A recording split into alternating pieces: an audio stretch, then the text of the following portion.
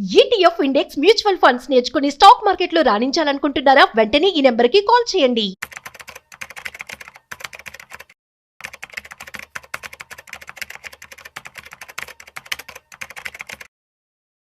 Hello అండి, నమస్తే. నమస్తే అండి. సో ఇప్పుడు మార్కెట్ చూసుకుంటే మనకి కొతారి కార్పొరేషన్ ఇండస్ట్రియల్ వాళ్ళది షేర్ లాస్ట్ 1 year నుంచి కొంచెం కొంచెంగా పెరుగుతుంది. బట్ మొన్న ఫిబ్రవరి జాన్ దగ్గర నుంచి కూడా డ్రాస్టిక్గా మనకి ఒక ఆల్మోస్ట్ ఇప్పటికి చూసుకుంటే అంటే 1 year నుంచి మనకి 6,520% వరకు మనకి పెరిగింది.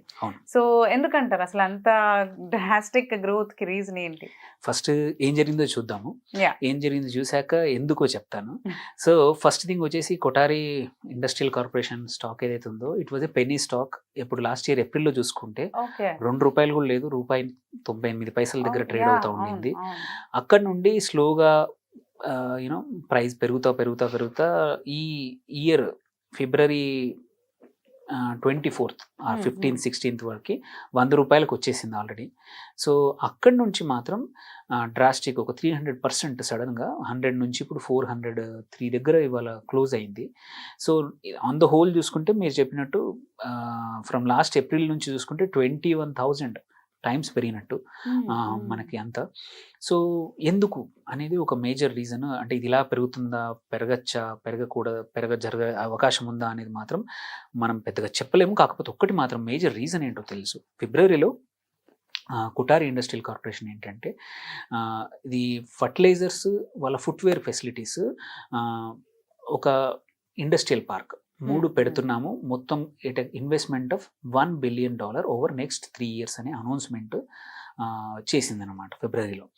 సో అందులో ఆల్రెడీ ఓన్లీ 2 ఫుట్వేర్ ఏవైతే ఉన్నాయో మ్యానుఫ్యాక్చరింగ్ యూనిట్స్ అవే నియర్లీ 5,000 కోట్లతో పెట్టబోతున్నారు. సో అండ్ ఆల్సో కొత్తగా ఆ కంపెనీకి ఒక రఫీక్ అహ్మద్ అని ఆయన ఎగ్జిక్యూటివ్ చైర్మన్గా ఓవర్టేక్ చేశారు. సో అండ్ ఇవన్నీ కూడా తమిళనాడులో ఇన్వెస్ట్మెంట్ అవుతున్నాయి.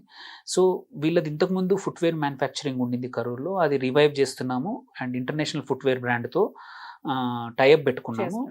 సో అండ్ ఆల్సో ఇది కాకుండా ఇంకొక సెకండ్ ప్యారలల్గా నాన్ లెదర్ ఫుట్వేర్ పీవీసీ ఇట్లాంటి ఇప్పుడు ఏవైతే కొత్త రకాల ఉన్నాయో వీటిని కూడా పెట్టబోతున్నాము అని ఇంకొక joint venture Phoenix Kothari footwear అని ఒక ఎవరన్ గ్రూప్ ఆఫ్ కంపెనీ అని, ఇది తైవాన్ బేస్డ్ కంపెనీ అనమాట.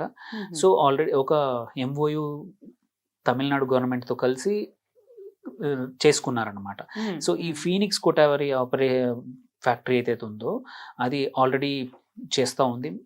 ఇండస్ట్రియల్ పార్క్లో ఒకటి ఆల్రెడీ ప్రొడక్షన్లో ఉంది. అండ్ అక్కడ నుండి 50,000 పీపుల్ ఎంప్లాయ్మెంట్తో 2027 ఇంకో 2 to 3 yearsలో ఇంకా ఎక్స్పాన్షన్ చేయబోతుందని అనౌన్స్మెంట్ జరిగింది.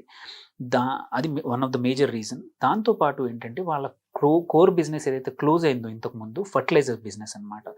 సో అది కూడా వాళ్ళు ఎన్పికే నైట్రోజన్ ఫాస్ఫరస్ పొటాషియం ఏదైతే ఉందో కెపాసిటీ ఏంటంటే with 12 million tons per annum కెపాసిటీతో మ్యానుఫ్యాక్చరింగ్ యూనిట్ మళ్ళీ ప్లాన్ చేస్తున్నాం. దట్ టు ఇన్ ఖతార్లో చేస్తున్నామని అనౌన్స్మెంట్ ఉండిందనమాట.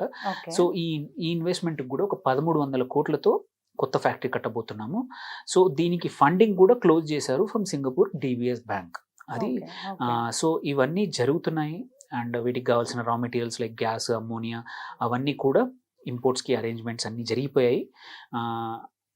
దాంతోపాటు ఒక ఇండస్ట్రియల్ పార్క్ పెట్టబోతున్నాము. అందులో మల్టిపుల్ అదర్ ఇండస్ట్రీస్ వేరే వాళ్ళు కూడా ఫుట్వేర్ కానీ, లెదర్ ఇండస్ట్రీస్ కానీ, ఆటోమొబైల్ యాక్సెసరీస్ కూడా పెట్టబోతున్నారు. ఒక 1,500 కోట్లు. సో ఇవి అన్నింటికి పర్మిషన్ ఆర్ వాళ్ళ మ్యాండేట్ దొరికింది వాళ్ళ బోర్డుతో. అండ్ ఈయన కొత్త మేనేజింగ్ డైరెక్టర్ చైర్మన్గా ఎంటర్ అయ్యాడు. ఇంతకుముందు ఉన్న ప్రదీప్ దయానంద్ కొటారి ఎవరైతే ఉన్నారో ఈ స్టెప్ డౌన్ అనమాట. సో అండ్ దీంట్లో ఏంటంటే వీళ్ళతో పాటు ఖతార్ రూలింగ్ బ్యాంక్ ఫ్యామిలీ ఎవరైతే ఉందో ఖతార్ కింగ్ వాళ్ళ ఫ్యామిలీ నుంచి కూడా దోహా బ్యాంక్, ఖతార్ ఎయిర్వేస్ వాళ్ళు కూడా ఒకరు బోర్డులో ఇండక్ట్ అయ్యారనమాట. సో దట్ మీన్స్ ఏంటంటే ఒక 10% వాళ్ళు ఈ కొటారి ఇండస్ట్రీస్ దాంట్లో కూడా పార్ట్నర్షిప్ తీసుకున్నారు. సో అంటే ఏంటంటే ఫైనాన్షియల్గా ఒక బ్యాకింగ్ ఖతార్ నుంచి రావడం వల్ల simultaneously multiple MoUs multiple plans announce చేయడం వల్ల ఏమైందంటే అప్పవరకు 100 దగ్గర ట్రేడ్ అవుతున్నది ఏంటంటే ఇనాపరేటివ్ ఫర్టిలైజర్ బిజినెస్ ఏదైతే ఉందో అది మళ్ళీ కొత్తగా కతార్లో పెట్టబోతున్నాం. ఈ అన్నింటి వల్ల so it's the end of the day it's అంతా ఫ్యూచర్ రాబోతుందని పెరిగిన స్టాకే ఇప్పటికైతే. ఎగ్జిస్టింగ్ ఫైనాన్షియల్స్ కన్నా కూడా ఇట్స్ మోర్ స్పెక్యులేషనే.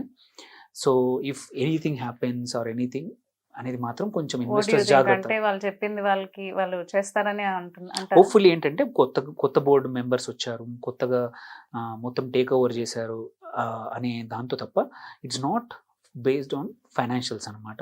సో ఇది ఒక స్ట్రాటజీ అని కూడా అనుకోవచ్చా? ఇదంతా స్పెక్యులేషన్. సో ఈ స్పెక్యులేషన్ కంటిన్యూ అవ్వచ్చు, ఇంకా పెరగచ్చు కూడా, ఆర్ తగ్గచ్చు కూడా. So it comes with lot of risk అనమాట. ఎందుకంటే this is all about next 3 yearsలో 8,000 కోట్లు నియర్లీ $1 billion పెట్టబోతున్నామని చెప్పడమే తప్పించి అది చెప్పిన పని అవ్వాలి, ఎగ్జిక్యూషన్ అవ్వాలి, బిజినెస్ అవ్వాలి. సో ఇట్స్ ఆల్ హిఫ్స్ అండ్ అనే స్పెక్యులేషన్ చాలా ఉంది, ప్రాబబిలిటీ అనేది రిస్క్ ఎక్కువ ఉంది. కాబట్టి ఇన్వెస్టర్స్ ఏంటంటే ఇప్పుడు పెరిగింది కానీ అలాగే మళ్ళీ అన్ని రెట్లు పెరుగుతుంది అనేది మాత్రం డౌట్ఫుల్లే. బికాజ్ ఇట్లాంటి వాటిని రివైవ్ చేయడం అనేది ఈజీ కాదు. సో వాళ్ళ ఎగ్జిస్టింగ్ ఫుట్వేర్ కూడా అవన్నీ కాబట్టి కొంచెం జాగ్రత్తగా పెట్టాలి, ఎక్కువగా పెట్టుకోవద్దు. ఇన్వెస్ట్ చేసుకున్నా కూడా అంత హోప్స్ మాత్రం మళ్ళీ లాస్ట్ ఇయర్ ఇలా పెరిగినట్టు మళ్ళీ పెరుగుతుందనే హోప్స్ మాత్రం ఉంచుకోకపోవడం మంచిది. ఎందుకంటే గ్రీడ్తో అలా పెరిగిందని చాలా మంది ఏంటంటే రీసెంట్ పర్ఫార్మెన్స్ని బేస్ చేసుకుని ఇన్వెస్ట్ చేస్తూ ఉంటారు. ఈ స్టాక్ ₹2 నుంచి 400 అయింది కదా అని చెప్పేసి చెప్పలేము, ఎప్పుడైనా అయిపోవచ్చు. ఏదైనా ఇబ్బందులు వస్తే మాత్రం సడన్ గా వాల్యూమ్స్ తగ్గిపోయి ప్రైస్ పడిపోవచ్చు, స్టక్ అయ్యే అవకాశాలు కూడా ఉన్నాయి. సో ఇన్వెస్టర్స్ కొంచెం జాగ్రత్తగా కొంచెం పోర్ట్ఫోలియో మాత్రమే అలొకేట్ చేసుకోండి, కానీ మొత్తం పోర్ట్ఫోలియోని కాన్సన్ట్రేట్ చేసి ఇబ్బందులు గురి కావద్దు ఈ stock. Correct. Okay, thank you అండి. Thank you.